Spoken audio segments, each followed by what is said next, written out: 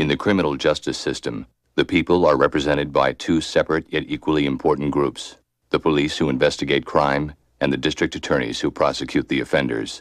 These are their stories. So we know what you went through is extremely tough. So if there's any questions that are too hard for you to answer, please let me know. And that way we can move on to the next question. Keep in mind that the more you tell us, the better chances we are of getting these men locked up for good. So I'll have you start with telling your story, and then we'll ask some follow-up questions about the specifics. Does that sound okay? Yeah, that works for me. Luckily enough, my prayers and wishes were finally answered. The day the police raided and came and saved all of us girls. They came and arrested the man in charge of the entire operation, and as well as the ringleaders who supported him. I remember that day as if I was just saved earlier today. I don't remember him. I don't remember seeing him. I don't remember how I ended up there, other than everything going black. It was so blurry to me, but I remember looking up and seeing his face. And that very same face would haunt me for the next 10 years.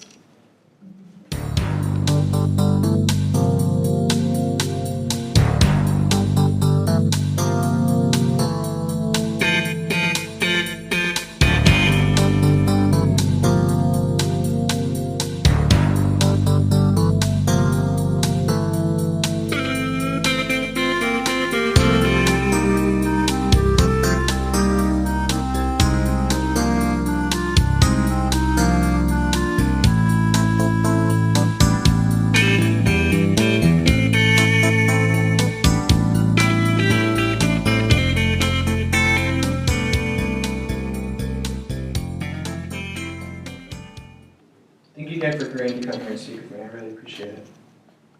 No problem. Hopefully, by telling my story, I could save another girl's life, save them from the pain, suffering, and regret that came from mine. He was eager to get his hands on me, to do as he pleased, and as if I was a piece of meat and he was hungry for my flesh. I felt disgusting, and I didn't even know what had already happened to me. Well, I was about 16 at that time, very young age, and I honestly didn't know what I was getting myself into or what I was being forced to do. He whispered, "You're mine now." He let go of my hair as I dropped back down to the ground. I felt my whole world shatter as I landed against the cement. I was paralyzed with fear. The only thing I was able to muffle was, "Where am I? Where am I? Where am I?" He never gave me an answer, though. He was looking down at me as I lay there, naked on the ice-cold, dirty floor. We locked eyes, and it felt as though he could see my soul, and look through me all at the same time. There were many times when I was almost killed. If I refused to do what they told me, one of them just would come back drunk and threaten me with his sword. Others would just simply arrive drunk and have intercourse with me. As he got closer to me, I felt my body tighten to prepare for what was about to happen. This sort of behavior was more a threat to make me submissive to their desires and give them satisfaction.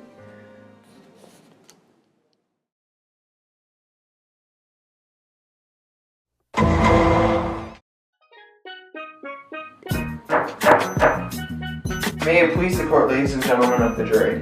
I'm Jack Kelly, an attorney at counsel law for the people. May it please the court and the people of the jury. My name is Vincent Rollings, counsel for the defendant. What makes Mr. Bateman exceptionally criminal and low is his business. On the streets, his nickname is Mr. Iceberg. What is not true is that he is a pimp and quote-unquote rapist. He's not a joke, he's a don. She is just a former work acquaintance from Bateman's. He entraps helpless peers that this pimp should face justice.